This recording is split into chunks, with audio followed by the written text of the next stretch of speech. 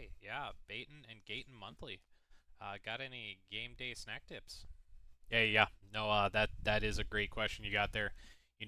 That's one thing you don't like to see on game day is some empty bellies. It's just not gonna equate to a great performance. So, it's been my job when you got 14 guys in the locker room is to make sure all them bellies are full, and it's been my duty, my pleasure to fill those bellies. And so, yeah, definitely got a lot of great game day snacks that I can give to you. I think one of my favorites is French dip sliders. It's a recipe that I adapted from Amy and Jackie Pressure Cooker Recipes. Great website, lots of great pressure cooking recipes right there. And yeah, no, I just love the umami taste of the French dip mixed with the sweet taste of the Hawaiian roll. And yeah, that kind of combination is kind of impossible to beat. Definitely going to be a hit for your game day. Definitely will fill up those bellies. So, yeah, let's jump into it. First thing we're going to do is we're going to get our chuck roast ready. We're going to use about 3 pounds of chuck roast. We're going to season it lightly with salt and pepper or your seasoning of choice. And then a lot of these recipes are going to tell you to saute it inside of the pressure cooker. But, we're not afraid of fire around here. We're all about jumping into fire. So we're going to head to the grill and fire it up. Set your grill to around 450 or high and let it preheat for about 15-20 minutes so we can get ready to sear up this steak. While we're waiting for the grill to go ahead and preheat, we're going to go ahead and get the pressure cooker ready to start sauteing our onions. So we're going to go ahead and set the saute function to high and let that preheat with a little bit of olive oil in there.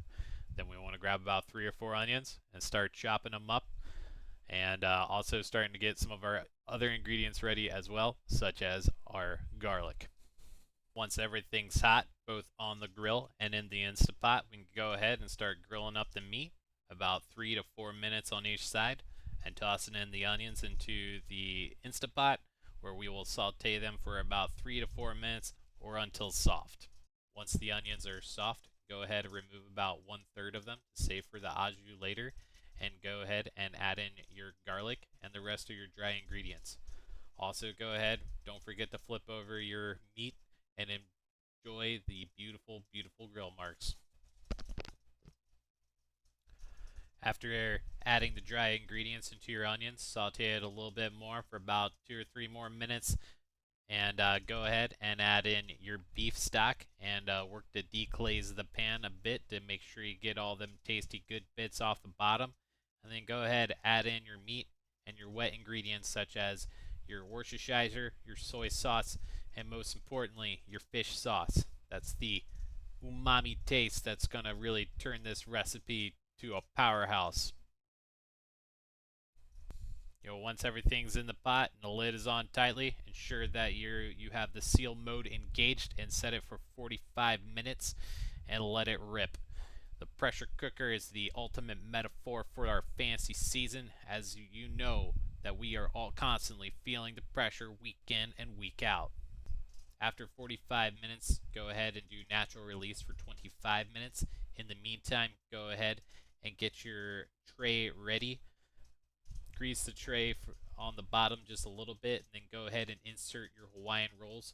Most likely a package and a half to 2 packages based on the 3 pounds of meat we're using today. After 25 minutes of natural release, go ahead, pull the meat to a different tray, and go ahead and start shredding that meat. Preheat your oven to 350 and start preparing the au jus by returning the Instapot to the saute function to start reducing the juices that are inside.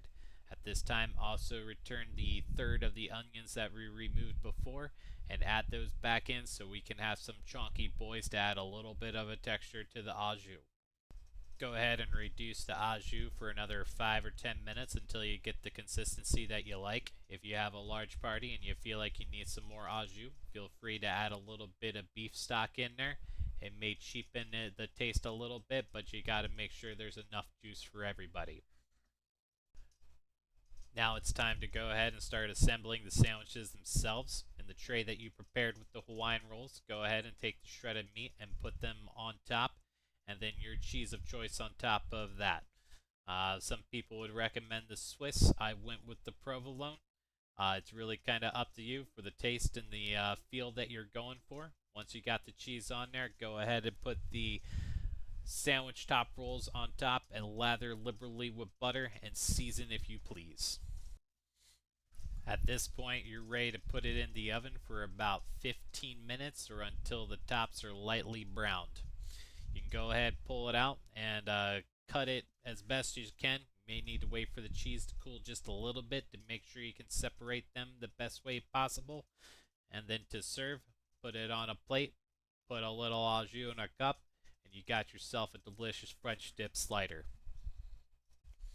And yeah, that's what it takes to feed these 14 guys in the locker room week in, week out. You know, keep them bellies full, keep putting them points on the board. You know, that's what it takes. And so I hope you find this French dip recipe useful, and I hope it fills the bellies on your game days as well. Thank you.